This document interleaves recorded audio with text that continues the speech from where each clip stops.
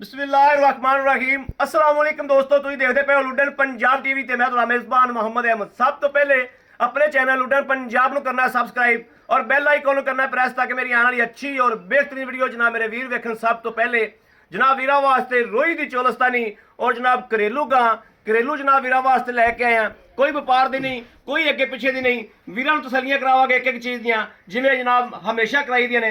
लेना देना सौदा बख्तां नाल और नसीबां दा मेरे वीरां ने देखना माशाअल्लाह ताज़ी सूई हुई है और जनाब दूजा सूआ गारंटियां नाल और तसल्लियां नाल। मेरे वीरां ने थल्लों माशाअल्लाह वेखनी वैड़ थानी जनाब पूरे रुक रुक दे ए तसल्लियां करनियां ने। ओपरे बंदे दा करके जनाब करदी पई है। घर दे विच सिर्फ कल्ला जानवर रखिया है वीरां ने और जनाब थोड़ा जिहा मेरा करके करदी पई माशाअल्लाह। बाकी जानवर दे विच कोई कमी कताई नहीं, बरीकियां हर चीज़ जनाब प्रिंट है जिहड़ा वो बहुत प्यारा और टोरा फेरा भी इंशाल्लाह वीरां नूं विखावांगे। बड़ा चाचा छड़ के टोरी होनी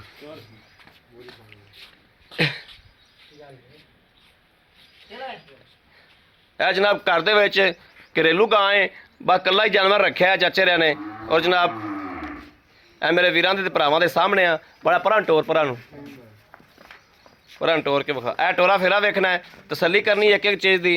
कोई जनाब सट फेट या कोई वाह सरन बन पुत्रे ला बच्चा ला बन के बच्चा ला, कोई वाह सरन कोई सट फेट इन्हां गल्लां बातां दी नाल तसल्ली करनी और फाड़ा ला हवाना माशाअल्लाह बराबर ते फाड़ा पईयां ने और कुल्फे तरह जनाब जिवें चोपे लाए होंदे ने, जिवें चौसा अंब लग्या हुंदा है इस तरीके जनाब माशाअल्लाह थल ने वैड़ दे। तसल्लियां करनियां ने एक एक चीज़ दियां, बरीकियां वेखनियां ने और जनाब एवें जिहड़ा जनाब दो दो उंगल दे सिंह रखे ने वैड़ ने हर पासों माशाअल्लाह फिट है सुथरी है बरीक है। मगर बच्चा भी जनाब कैमरे की नज़र के सामने आ। मेरे वीरां तसल्लियां करनियां इंशाअल्लाह।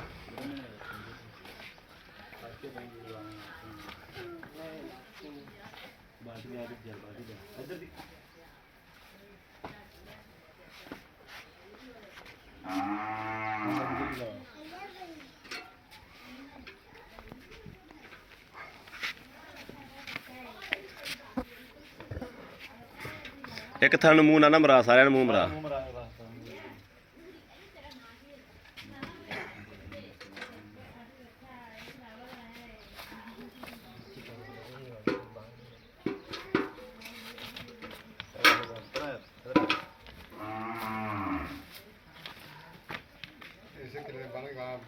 गां अगे टुरेगी फिर पर इसे किले दे बन खा।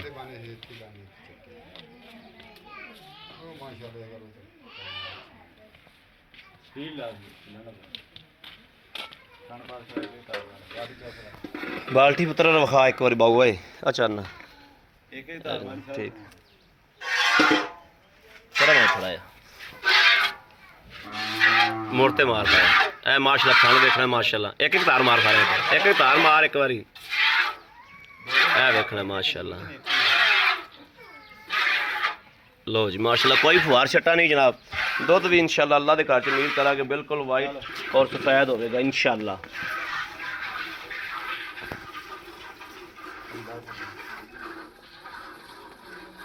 सही दिसता ही नहीं था।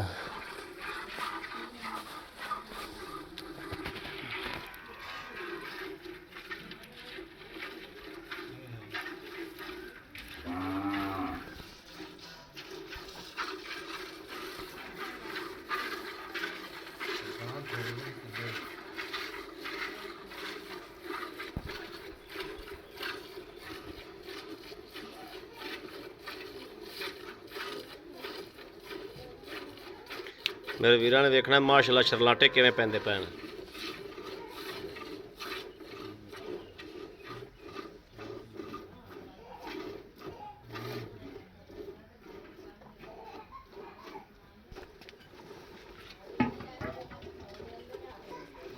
दूजे चोण बंदा जनाब चवाई का नजान है गां पसमी होना है।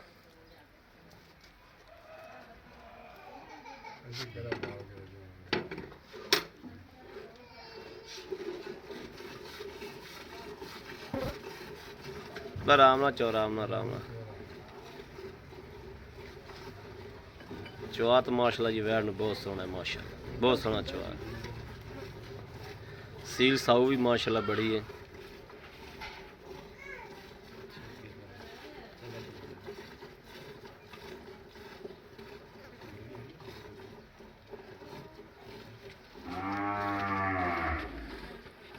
तू आए ना यार, गांव चोए ना तू आ के, तू गांव चो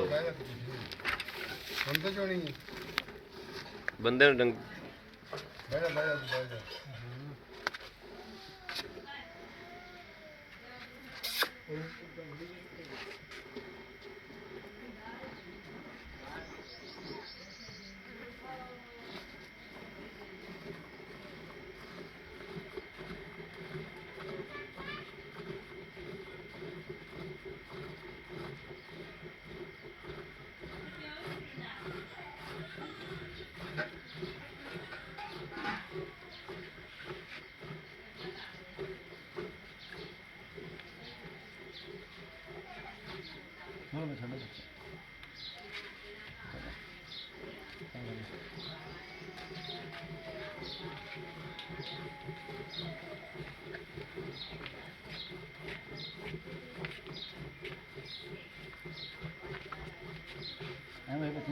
हाँ बच्चन छाड़ दियो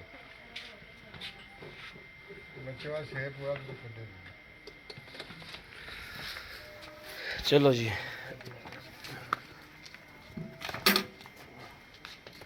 छड़ दे बच्चा ते आ जाएगा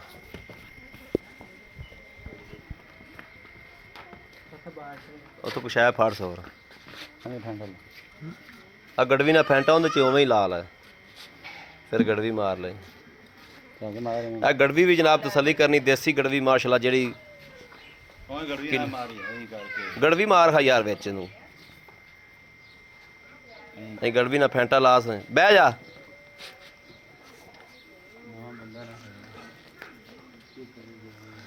बेचारा केड़ा वीडियो पवांदा रहिंदा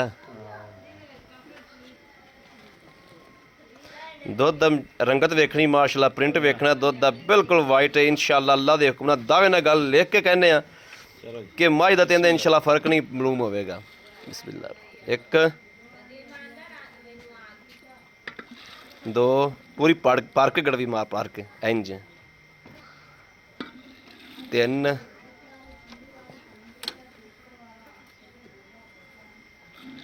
चार पर गड़वी पर सवार के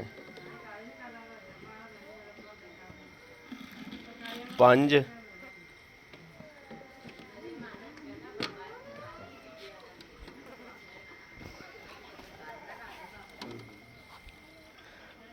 छे